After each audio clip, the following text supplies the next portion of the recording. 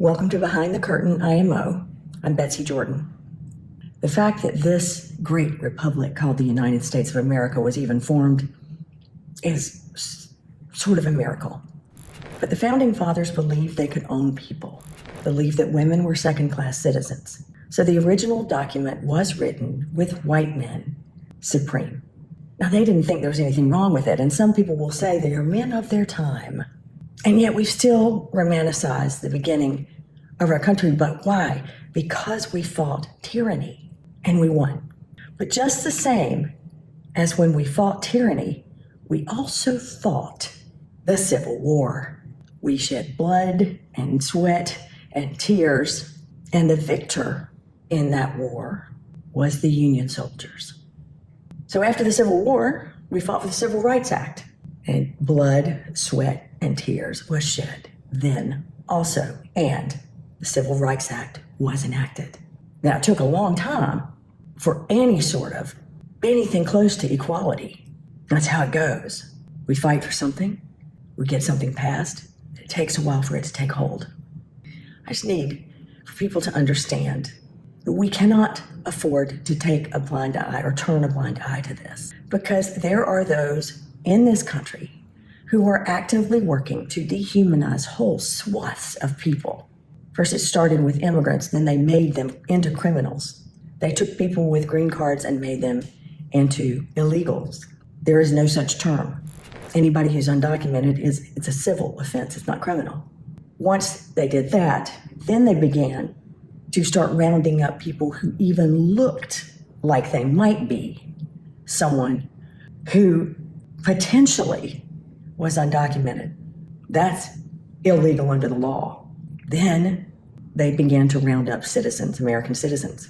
And now they're actively going after political opponents, because what happens, and Josh Johnson does a really good analysis of this, is they began to dehumanize anybody who said anything against them. But it looks a little different. It looks like incarceration. It looks like work release. It looks like criminalization of poverty. So it looks like healthcare being taken away, people being forced to work 2 or 3 jobs, not raising minimum wage. When you raise minimum wage, what is happening is that that becomes a states' rights thing, and so it's only happening in pockets in the United States, and therefore you're still working people in sweatshops for very low wages, requiring them to work 2 and 3 jobs for health care. And if they do that, it's not including all the people that they used to be able to include on their plan. We are then leading people to commit crimes because they can't afford anything else. Poverty does create crime.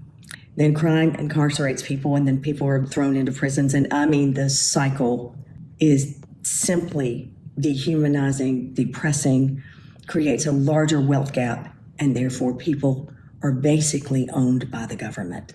It just looks different than slavery, but it is slavery by another name. So why am I a Democrat? Because we, by and large, have leadership that stands up for people. When we have gerrymandered districts, though, we have a representation that is not reflective of the people, therefore not democratic. That needs to change for sure. Our Democratic leadership is still looking at old ideas, calling themselves the Big Tent Party, believing that story, because it is a story now. It's not the truth.